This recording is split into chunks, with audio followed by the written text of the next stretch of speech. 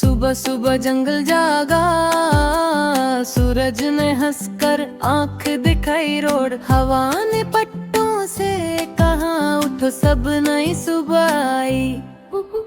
शेर राजा चल कर आए, आहिस्ता जंगल का चक्कर लगाए। बोले सबसे प्यार से वो सब महफूज हैं, घबराना नहीं।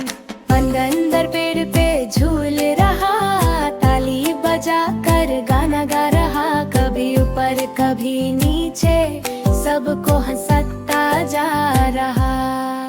हाथी पानी छिदक रहा, अपनी सूंड से नहला रहा। घेर छोटे जानवर हंस हंस कर उसके साथ खेल जा रहे।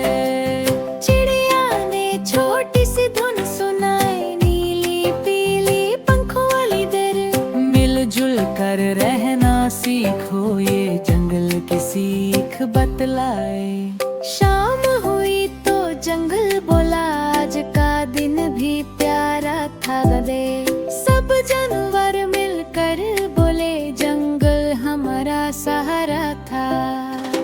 बंदर पेड़ पे झूल रहा, ताली बजा कर गाना गा रहा। कभी ऊपर कभी नीचे सबको हंसाता जा रहा।